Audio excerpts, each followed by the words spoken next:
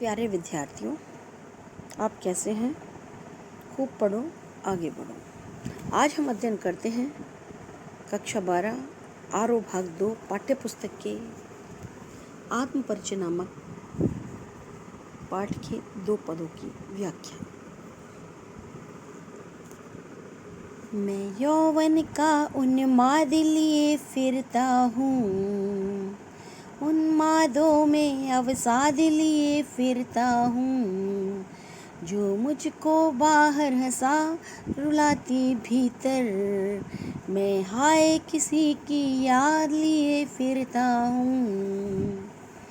मैं यौवन का उन्माद लिए फिरता हूँ, कर यत्न मिटे सब सत्य किसी ने जाना, नादान वही है हाथ जहाँ पर दाना, फिर मोड़ न क्या जग जो इस पर भी सीखे, मैं सीख रहा हूँ सीखा ज्ञान भुलाना।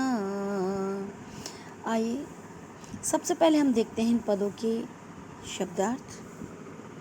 यौवन जवानी, उन्माद पागलपन, अवसाद उदासीन, यत्न प्रयास, नादान नासमझ, दाना चतुर ज्ञानी, मूढ़ मूर्ख, जग संसार। शुरू करते हैं हम संदर्भ और प्रसंग। प्रस्तुत पंक्तियां हमारी पाठ्यपुस्तक आरो भाग 2 में संकलित कविता आत्मपरिचय से ली गई हैं। इसके रचयिता प्रसिद्ध गीतकार हरिवंश राय बच्चन हैं। इस कविता में कवि जीवन को जीने की शैली बताते हैं और दुनिया से अपने द्वंद्वात्मक संबंधों को उजागर करते हैं। वो बताते हैं कि वो दुनिया से किस प्रकार अलग है। अब हम करते हैं इसकी व्याख्या। मैं यौवन का उन्माद लिए फिरता हूँ, उन्मादों में अवसाद लिए फिरता हूँ।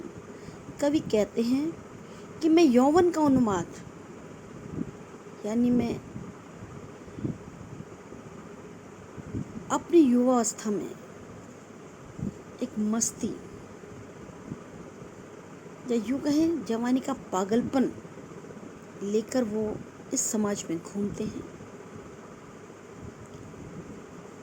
इस दीवानेपन के कारण उन्हें अनेक दुख भी मिले हैं। इसलिए वो कहते हैं अगली पंक्ति में कि मैं उन्मादों में अवसाद लिए फिरता हूँ। मैं अपनी इस मस्ती में, अपने इस दीवानेपन में एक निराशा, एक उदासी, एक कुंठा वो भी मेरे जीवन में समाहित है। मैं उसको लेकर भी अपना जीवन यापन करता हूँ। एक और तो मेरे अंदर उन्माद है, मस्ती है, उत्साह है, जोश है, लेकिन दूसरी ओर मेरे इस उन्माद में निराशा है, पीड़ा है, जो मुझको बाहर हंसा रुलाती भीतर, मैं हाय किसी की याद लिए फिरता हूँ। कवि कहते हैं जो मुझको बाहर हंसा रुलाती भीतर, यानी मैं हाय किसी की याद, यानी कवि कहते हैं कि उनके जीवन में किसी प्रिय की याद शामिल है।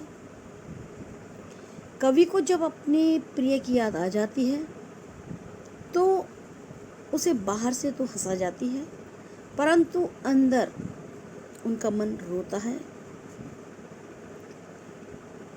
अर्थात याद आने पर कवि का मन बेचैन हो जाता है, व्याकुल हो जाता है और इसी वजह से अंदर से वो रोना प्रारंभ कर देते हैं, यानी दुखी होना शुरू कर देते हैं। आगे कवि कहते हैं कर यत्न मिटे सब सत्य किसी ने जाना, नादान वही है हाय जहाँ पर दाना। कवि आगे कहते हैं कि इस संसार में लोगों ने बहुत प्रयास किया जीवन सत्य को जानने की, लेकिन कोई भी सत्य को नहीं जान पाया। कर यत्न मिटे सब, सबने प्रयास कर लिए और इस दुनिया से चले भी गए, लेकिन क्या अभी तक किसी ने जीवन के सत्य को जाना है? वो प्रश्न करते हैं इस बारे में। नादान वही है हाय जहां पर दाना। कोई भी व्यक्ति सत्य को पूर्णतः नहीं जान पाया, इसी कारण हर व्यक्ति नादानी करता दिखाई देता है। और ये मूर्ख नादान भी उसी समाज में होते हैं जहाँ समझदार और चतुर होते हैं। फिर मूढ़ना क्या जग, जो इस पर भी सीखे, मैं सीख रहा हूँ, सीखा ज्ञान भुलाना। हर व्यक्ति वैभव, समृद्धि, भोग सामग्री की तरफ भाग रहा है। हर व्यक्ति अपने स्वार्थ को पूरा करने के लिए दौड़ लगा रहा है। और वो लोग इतना सत्य भी नहीं जान पाए, नहीं सीख पाए। कवि आगे कहते हैं कि मैं सीखे हुए ज्ञान को भूलकर, मैं इस दुनिया में रहकर, जो मैंने इस दुनियादारी का ज्ञान अर्जित किया है, मैं उसको भूलकर नई बातें सीख रहा हूँ। अर्थात सांसारिक ज्ञान की बातों को मैं भूलना चाहता हूँ और अपने मन के कहे अनुसार चलना चाहता हूँ, और ऐसा ही मैं अपने जीवन में कर रहा हूँ। अब हम इसके नेक्स्ट पॉइंट, विशेष, यानी इसकी विशेषताएं क्या क्या हो सकती हैं।